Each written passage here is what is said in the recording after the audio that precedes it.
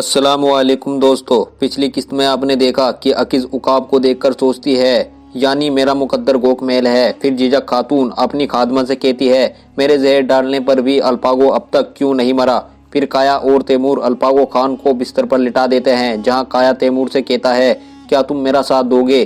फिर एलजे खातून सिमन को कैद में डलवा देती है क्योंकि उसने बातूका को गोक की रूह कहा था। फिर बालामीर कहता है तुम में एक के पास जिस्म है, दूसरे के पास रूह और तीसरे के पास अक्ल है, लेकिन तख्त का वारिस मैं हूँ और मैं हुक्मरानी का असल हकदार हूँ। फिर अल्पागो खान होश में आ जाता है, जहाँ वो दानिश अता से अपने पीछे हुए वाक़यात पूछता है। फिर अकीज़ को कैद में लाया जाता है, जहाँ अकीज़ और तोतकेन के बीच दो सर वाले भेड़ के पंजे को लेकर बातें होती हैं। फिर तोतकेन अकीज़ को अपनी जैकेट देती है। 10वीं किस्त के आगाज़ में आप देखेंगे कि अकीज़ वो जैकेट तोतकेन से ले लेती है और उसका शुक्रिया अदा करती है और कहती है मैं चोलपान खान से जाकर ये सब बात खुद ही पूछ लूँगी। फिर अकीज़ सब लड़कियों से कहती है कि हम यहाँ से निकल जाएंगे। फिर सब लड़कियाँ खुश हो जाती हैं और तोतकेन हैरान होती है कि अकीज़ ये क्या कह रही है। फिर वो सब अकीज़ से कहती हैं कि क्या हम वाकई यहाँ से निकलेंगे। फिर अकीज़ उनसे कहती है कि हाँ, हम यहाँ से ज़रूर जाएंगे और यमान भी ठीक हो जाएगा और फिर हम तुम्हारी शादी करेंगे। ये सुनकर सिरमा बहुत खुश हो जाती है और कहती है कि ये सब तुम्हें कैसे पता चला। फिर अकीज़ कहती है कि मुझे इनकी एक रिवायत का पता चला है, अगर हमारी खान हमारा फिदिया अदा कर दे तो ये हमें छोड़ देंगे और हम सब यहाँ से वापस कबीले लौट जाएंगे। फिर तोतकेन अकीज़ से कहती है खानम क्यों हमारी कीमत देगी जबकि कबीला भूख से मर रहा है। फिर अकीज़ उससे कहती है कि हमने जो काफिला लूटा था वो हमारी कीमत देने के लिए काफ़ी है। फिर सिरमा कहती है हाँ, वो हमारे फिदिये के लिए काफ़ी है, बल्कि उससे भी कहीं ज़्यादा है। फिर अकीज़ कहती है कि हमारी खान कभी नहीं चाहेगी कि उसके कबीले की लड़कियां कैदी बनकर रहे। ये सुनकर सब लड़कियां खुश हो जाती है, जबकि तोतकेन ये सुनकर हैरान और परेशान होती है। दूसरी ओर खाने की मेज़ का मंजर दिखाया जाता है, जहाँ मेजिन तैमूर से पूछती है कि बातूगा के मुँह पर वो चोट कैसे लगी है। फिर तैमूर उससे कहता है कि जिंदान में एक सिपाही ने उस पर हमला कर दिया था। ये सुनकर एल्ती खातून कहती है आखिर उसने ऐसा क्यों किया। फिर दानिशता और सल्तूक बे भी वहाँ आ जाते हैं, जहाँ आकर दानिशता कहता है कि कुछ भी हो लेकिन जो भी शहजादे पर हमला करेगा तो उसका मुकद्दर सिर्फ मौत होगी। वो फिर तैमूर से कहता है कि क्या उस सिपाही को तुमने मार दिया है। तैमूर कहता है कि एक पहाड़ी लड़की ने उसको मार दिया है और वो उस पहाड़ी लड़की को अपने साथ जिंदान इसलिए लाया था क्योंकि वो उसे अच्छी लगी थी। फिर दानिश अता याद करता है कि अल्पागो खान ने उससे कहा था कि जब मैं बेहोश था तो मेरे पीछे बहुत कुछ हुआ है और अभी तुम मेरे बारे में किसी को नहीं बताओगे। फिर दानिश अता कहता है कि तुम ऐसा क्यों चाहते हो। फिर अल्पागो खान उससे कहता है कि मैं देखना चाहता हूँ कि जब मैं मर जाऊँ तो मेरा भाई बालामीर अपनी फौज के साथ मिलकर क्या करेगा, और जब एक बाप मर जाएगा तो क्या उसके बेटे इकट्ठा होंगे या फिर तख्त के लिए एक दूसरे को ही मार डालेंगे। अल्पागो फिर दानिश अता से कहता है कि अब तुम्हें ही मेरे भाई बालामीर और मेरे बेटों पर नज़र रखनी है।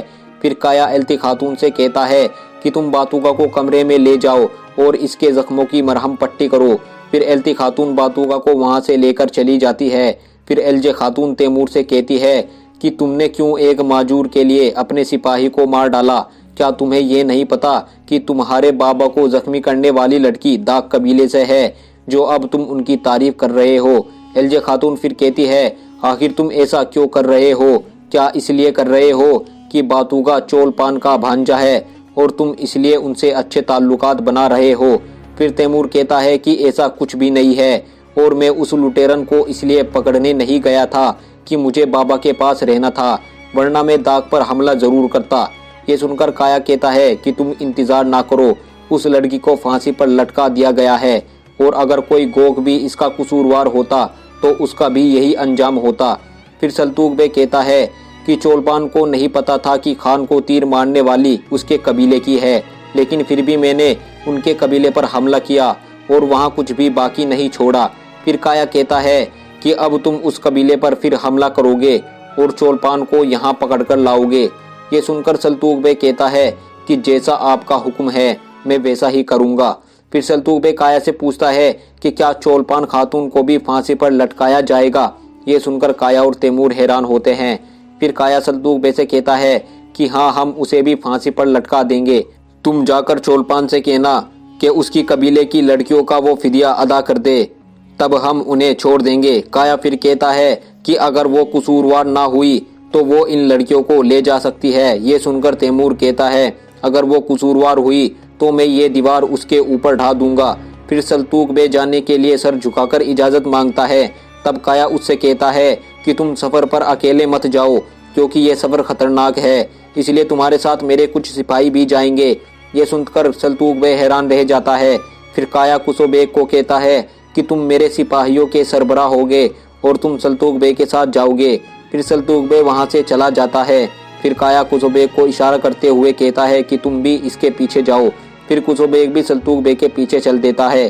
फिर उस कमरे का मंजर दिखाया जाता है जहाँ सब दाग खातून बंदी बनाई हुई है, जहाँ वे चूहों से परेशान होकर उन्हें पकड़कर फेंकने लगती है।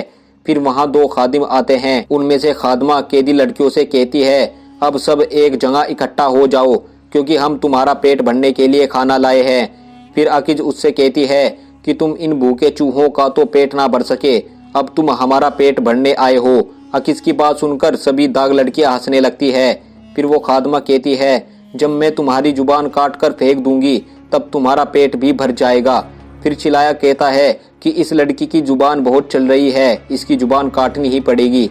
फिर खादमा कहती है कि अपनी जुबान काबू में रखो, वरना ऐसा ना हो जो खातून तुम्हें कल बचाने आ रही है उसे तुम सब बेजुबान दिखो, इसलिए चुप रहो। ये सुनकर सिरमा कहती है कि क्या वाकई कल हमें बचाने चोलपान खातून आ रही है। फिर चिलायर कहता है कि अभी पक्का नहीं पता, इसका फैसला कल होगा। फिर वो खादमा अकीज की तरफ खाना कर देती है।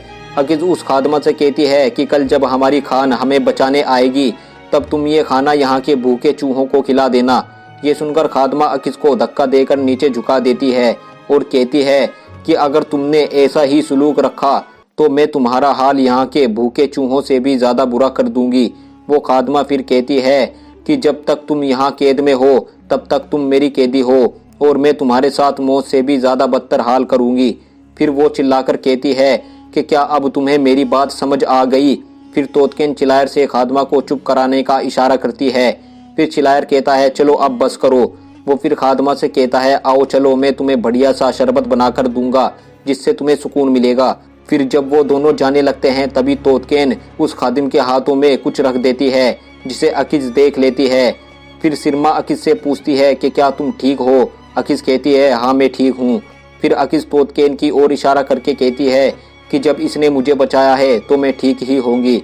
फिर अकीज तोतकेन से कहती है कि अगर तुम मुझे पसंद नहीं करती तो तुमने मुझे सोना देकर क्यों बचाया।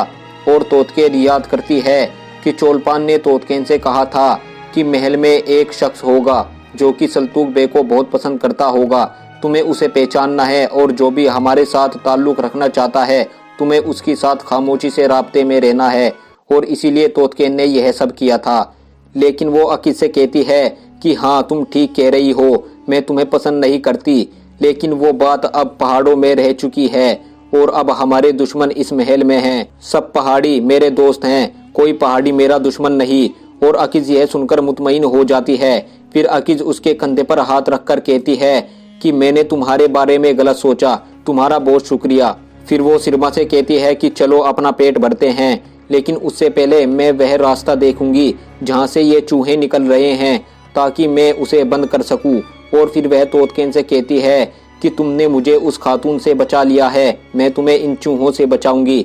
अकीज वो रास्ता तलाश करने लग जाती है जहाँ से चूहे निकल रहे हैं। और फिर दूसरी तरफ बातूगा भी हाथ में मसाल लिए उस कमरे के दूसरी तरफ पहुँच जाता है जिसमें अंदर अकीज होती है। और वहीं वह देखता है कि दीवार के पास बहुत से चूहे हैं और वो उन चूहों को भगा देता है। फिर वह नीचे उस छेद में देखता है। इतने में दूसरी तरफ से अकीज को भी वह रास्ता नजर आ जाता है। अकीज छेद में देखने के लिए झुकती है और छेद में देखती है। जैसे ही अकीज झुककर छेद में देखती है तो उसे वहां कोई दिखाई देता है। अकीज चिल्लाने लगती है। सिरमा उससे पूछती है कि क्या हुआ। अकीज कहती है कुछ नहीं, यहाँ बहुत से चूहे हैं। फिर अकीज दूसरी ओर देखने की कोशिश करती है और फिर बातूगा उसे चुप रहने का इशारा करता है। बातूगा अकीज से कहता है कि तुम उसी तरफ रहो, मैं इन्हें भगाता हूँ, उसके बाद हम यहाँ से निकलने का खुफिया रास्ता देखेंगे, बल्कि यह भी हो सकता है यह करने में हमें महीनों लग जाएं। अकीज खुश होकर कहती है अब यह सब करने की तुम्हें कोई ज़रूरत नहीं है, क्योंकि कल सुबह चोलपान खातून आ रही है, वे हमारा फिदिया दे देंगी, उसके बाद हमें यहाँ से आज़ाद करा कर ले जाएंगी। बातूगा उससे कहता है कि क्या ऐसा ही होगा, क्या तुम कल यहाँ से चली जाओगी? अकीस कहती है कि हाँ, कल मैं यहाँ से चली जाऊंगी। फिर वह कहती है कि मैं तुम्हें याद क्या करूंगी, क्योंकि तुम तो यहीं रह जाओगे।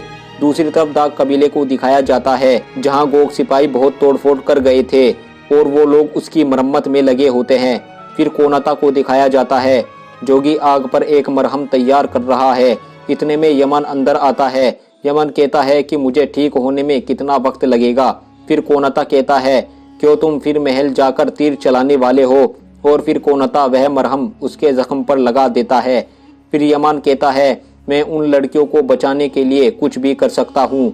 महल वाले उन लड़कियों को यहाँ से ले गए, मैं यह बर्दाश्त नहीं कर सकता।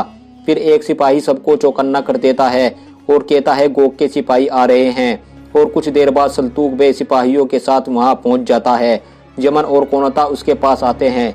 चोलपान अपने सिपाहियों को हाथ के इशारे से रोक देती है और कहती है कि पागल इंसान, क्या अब तुम इन सब को जलाने के लिए आए हो? फिर सल्तूक आगे बढ़कर चोलपान के हाथ बांधने लग जाता है। चोलपान कहती है कि यह तुम क्या कर रहे हो? सल्तूक कहता है कि मेरे साथ काया के सिपाही है और तुम मेरे साथ दुश्मन की तरह ही बात करो। चोलपान कहती है, मुझे छोड़ो और यह बताओ कि तुम यहाँ क्या करने आए हो? सल्तूक चोलपान से कहता है कि अल्पागो खान को तीर लगा है, उसके लिए तुमसे तफ्तीश की जाएगी। अगर तुम कसूरवार पाई गई तो तुम्हें मार दिया जाएगा, और अगर तुम बेकसूर हुई तो तुम फिदिया देकर अपनी कैदी लड़कियों को छुड़ा कर ला सकती हो। चोलपान यह सुनकर हैरान हो जाती है और कहती है कि मुझे इजाज़त दो ताकि मैं अंदर से सोना ला सकूं। और यह किस्त यहीं ख़त्म होती है। मिलते हैं नए एपिसोड में।